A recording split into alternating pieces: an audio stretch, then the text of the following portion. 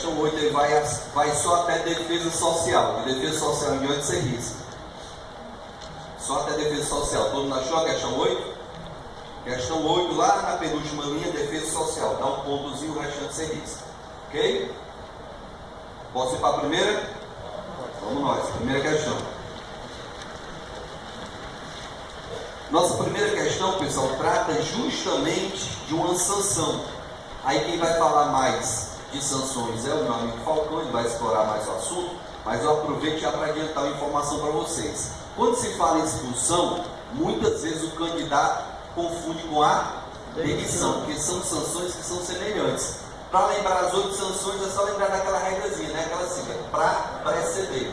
O P de permanência disciplinar, o R de repreensão, o A de advertência, o outro P de proibição do uso uniforme do porte de armas, aí vem o outro R que é de reforma, aí vem o E de expulsão, vem o C de custódia disciplinar e o D de demissão. Então, para preceder, vai trazer as 8 sanções disciplinares que vão ser aplicadas ao militar. Entre essas 8, tem 6 que se confundem. A repreensão se confunde muito com a advertência, que é parecida. A permanência disciplinar é muito parecida com a custódia disciplinar. E a expulsão é muito parecida com a demissão. E as características da expulsão, elas são fáceis de se assimilar. Olha só, se você for memorizar as situações que geram expulsão e as situações que geram demissão, você vai ter que decorar 10 situações. É coisa demais para decorar, né? Então é melhor o quê? Eu vou memorizar só o que gera a expulsão. Se eu botar na minha cabeça o que gera expulsão, todo o restante vai gerar o quê? Demissão. Lembrando que expulsão não se aplica a quem? Oficiais. O oficial não pode ser expulso. Aí tem um cara que aprende errado. Aprende assim, professor. Olha, a expulsão é aplicada às praças e a demissão é aplicada aos oficiais. Negativo.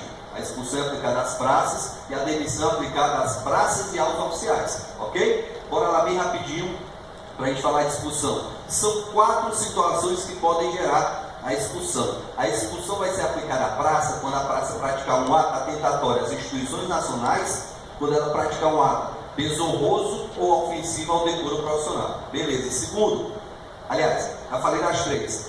Quarta situação vai ser a que está prevista no artigo 48. Essa aqui é que gera confusão mesmo com a demissão. Por quê? Quando se fala em demissão, lá no artigo que fala da demissão, diz assim: se o militar, seja ele oficial ou praça, for condenado a pena privativa de liberdade superior a 2 anos, ele deve ser demitido, não é isso? Oficial ou praça. Quando eu venho para o artigo 48 do Código Disciplinar, de novo ele vem falar em condenação.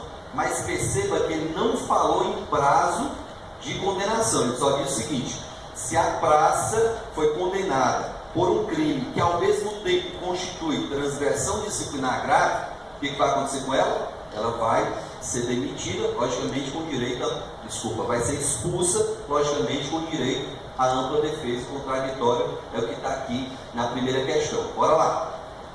A expulsão será aplicada em regra quando a praça militar, independentemente da graduação ou função que ocupe, for condenada judicialmente por crime que também constitua infração disciplinar grave e que denote, que demonstre incapacidade moral para a continuidade do exercício de suas funções após a instauração do devido processo legal, garantindo a ampla defesa e contraditória. Alguma dúvida?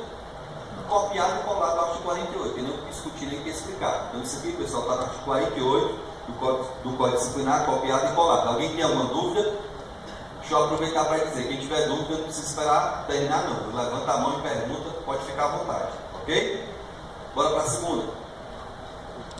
O cumprimento da sanção disciplinar por militar do Estado afastado do serviço deverá ocorrer após a sua apresentação na OPM ou OPM pronto para o serviço militar, salvo nos casos de interesse da preservação da ordem e da disciplina. Professor, o senhor está se metendo nas questões do Falcão, está falando em Código Disciplinar de novo. Porque aqui eu tenho que fazer uma pequena comparação com o Estatuto. Olha só a confusão que a lei faz com a nossa cabeça. E não são poucas as confusões não. Vocês sabem que lá no Código Disciplinar, a hora ele diz que a custódia disciplinar só pode ser aplicada na reincidência do cometimento de transgressão grave, ora ele diz que na primeira grave você já pode ser punido com a custódia disciplinar, não é isso? Artigo 21, parágrafo 2º do Código Disciplinar e o artigo 42, inciso 3 fazem essa confusão.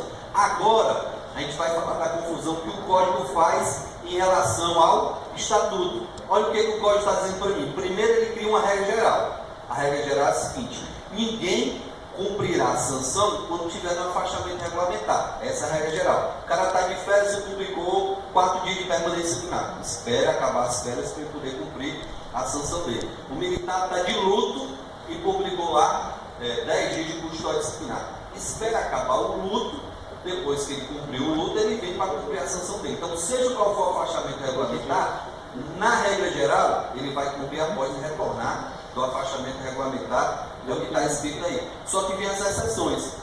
A lei diz para a gente, lá no Código Disciplinar, no artigo 51, parágrafo único, que se o militar estiver num afastamento regulamentar, a regra é essa: ele não vai interromper o afastamento. Porém, pelo interesse da disciplina, da hierarquia, esse afastamento pode ser interrompido para o cumprimento da sanção. Aí o Código Disciplinar diz para mim quem é a autoridade que pode interromper. Alguém sabe? Quem é? Escutei o comandante geral, escutei o governador. Mais alguém? Hã? Olha a confusão. Pessoal, se falar, a palavra-chave é afastamento regulamentar. Porque falou em afastamento regulamentar, quem prevê é o Código Disciplinar. Se falar em licença, quem prevê é o artigo 64, inciso 4 do Estatuto. Falou licença, você vai lá para o artigo 64, inciso 4, que diz que, em caso de licença, quem interrompe a licença para o cumprimento de sanção é o comandante geral. Licença. Se falar afastamento regulamentar, está previsto no artigo 51, parágrafo único do Código Disciplinar, e na verdade são duas autoridades que podem interromper o afastamento regulamentar. Quais são as autoridades? Governador ou controlador. Governador ou controlador. Olha a confusão, cuidado. Vamos ver a questão para eu continuar a explicação. A interrupção, já li a primeira fase, bora lá. A interrupção de afastamento regulamentar para cumprimento de sanção disciplinar somente ocorrerá quando determinada pelo governador do Estado, pelo controlador geral dos órgãos de segurança pública e sistema penitenciário ou pelo comandante geral da respectiva corporação. Certo ou errado? Errado. Porque ele falou de quê? Afastamento regulamentar. Só o governador ou controlador. O professor nosso acabou de falar licença, ele não falou licença, e por isso que a gente vai ter que memorizar. Licença, pessoal, sim, é o comandante geral. Afastamento regulamentar vai ser o governador ou controlador. Professor, mas peraí, o aluno lá no Tiradentes interrompeu o aula essa semana e disse: professor, isso está errado. Por quê, irmão? Porque eu li lá no artigo 59 do Estatuto, que fala das férias, e lá no artigo 59 ele diz que o comandante geral pode interromper as férias. Muito bem, você leu muito bem. Só que você não leu direito. Você leu o inciso 2 e confundiu com o inciso 1. Porque o inciso 2 do artigo 59, ele diz que realmente as férias podem ser interrompidas por necessidade do serviço pelo comandante geral. É para cumprir sanção, pessoal? Necessidade do serviço. Pode se acostumar. Quem entrar na PM, carnaval, esqueça. Período de carnaval aqui, esqueça. O que tiver de grande evento que haja necessidade de mobilizar a tropa, o comandante geral pode interromper as férias para que você venha a cumprir o serviço normalmente. Perceba, interrompeu por necessidade do serviço. Professor, mas o artigo 59, inciso 1 fala em cumprimento de sanção. Mas veja que no artigo 59, inciso 1 do Estatuto, ele fala que realmente as férias serão interrompidas para cumprimento de sanção ou prisão provisória. Peraí, prisão é coisa do judiciário. Quem vai determinar é a justiça. Não é comandante geral, não é governador, não é controlador, não é ninguém. Quem determinou foi a justiça. Já no caso da sanção, ele não me disse quem era a autoridade. Certo? E férias é o quê, pessoal? É licença? Não. Férias é o afastamento regulamentar. Quem regula o afastamento regulamentar é o Código Disciplinar, que diz que o governador ou o controlador é que interrompe o afastamento regulamentar para cumprimento de sanção. Resumindo a história todinha, não precisa fazer confusão nem decorar essa monte de artigo que eu estou citando. Estou citando para depois, se você quiser, você pesquisar. O que eu preciso botar na minha cabeça? Que, por uma sanção disciplinar, em virtude de uma exceção, meu afastamento regulamentar ou minha licença podem ser interrompidas. Aí eu vou diferenciar justamente aqui. É licença? Então quem interrompe é comandante geral. É afastamento regulamentar? Governador ou controlador. Tenho que memorizar isso aí. Ok? Alguma dúvida? Nenhuma? Posso ir para a próxima? Vamos embora para a terceira. Ou ninguém está entendendo nada, eu estou entendendo tudo, não tem dúvida? Estou preocupado. Bora para a terceira. Ao ser admitida, a praça militar será classificada no comportamento bom.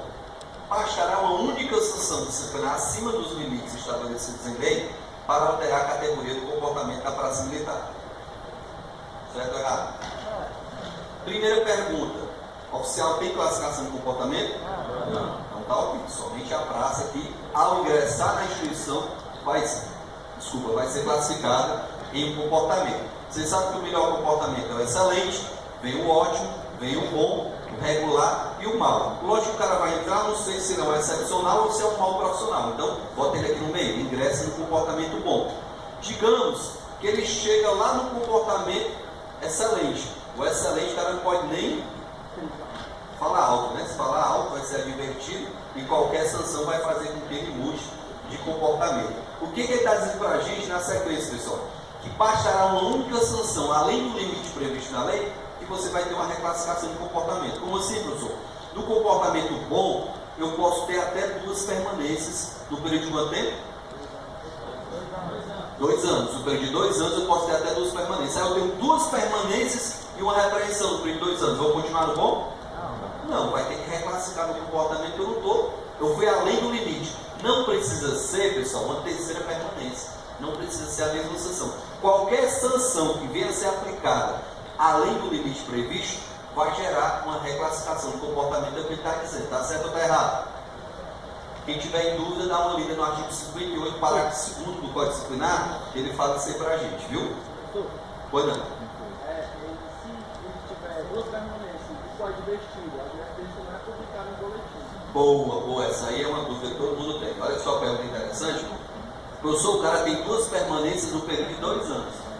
E de repente ele é punido com uma advertência que não é publicada em boletim e ainda não é registrada nos assentamentos. Você esqueceu disso? É informal. Certo? Então, essa advertência vai gerar mudança de comportamento? Sim ou não? Bora lá. Vocês esqueceram que a advertência realmente ela não é publicada em boletim, ela não é registrada nos assentamentos, mas ela é anotada em outro documento. Não tem nenhum outro documento que a advertência vai? Registro de punição. Não tem outro documento? Pessoal, ele diz qualquer sanção além do limite. Seria a mesma coisa que você me perguntar, professor, o cara está com 10 anos sem nenhuma sanção, cometer nenhuma transgressão disciplinar, e de repente ele foi advertido. Ele vai sair do excelente?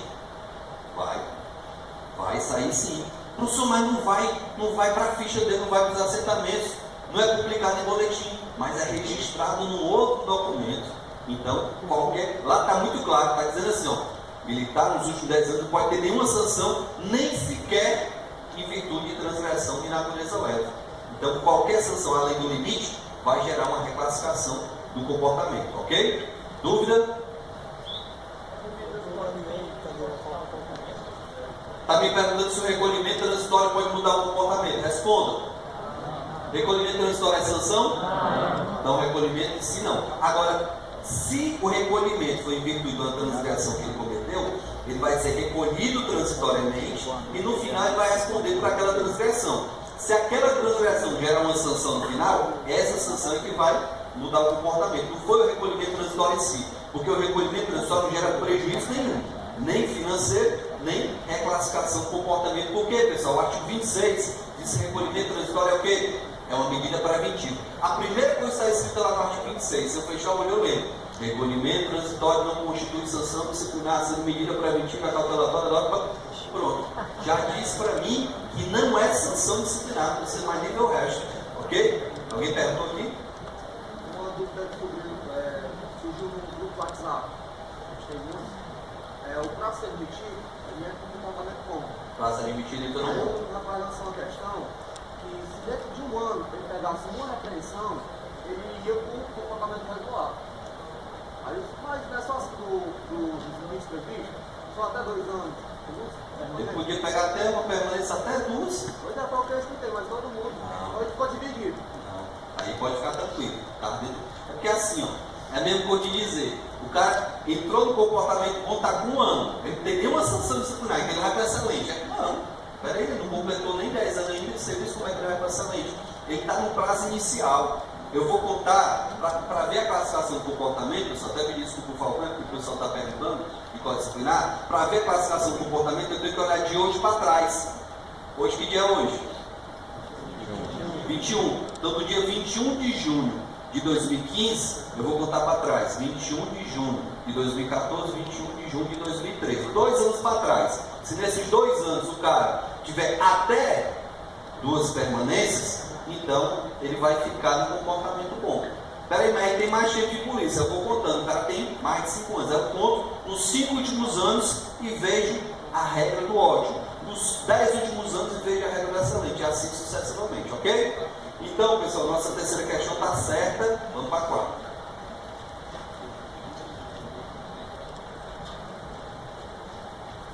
Bora lá. Quarta. São recursos disciplinares. Primeiro, o pedido de reconsideração de ato, o recurso hierárquico e a representação. Sendo que o pedido de reconsideração de ato é recurso interposto mediante parte ao ofício, a autoridade que praticou ou aprovou o ato disciplinar que se reportou irregular, ofensivo, injusto ou ilegal, para que o reexamine, enquanto que o recurso hierárquico, interposto por uma única vez, terá efeito suspensivo e será redigido sob a forma de parte ao ofício, endereçado diretamente à autoridade imediatamente superior àquela que não reconsiderou o ato tido por irregular, ofensivo, injusto ou ilegal. Certo ou errado? Precisa nem ler tudo, né? Olha só, quando começa a ler, ele vem dizer, são recursos disciplinares, o pedido de reconsideração de ato, o recurso hierárquico e a representação. Representação é recurso hierárquico, pessoal? Não, só existem 2 recursos disciplinares. O pedido de reconsideração de ato e o recurso hierárquico, ok? Alguma dúvida? O resto está tudo certo. Dúvida? Bora para aqui.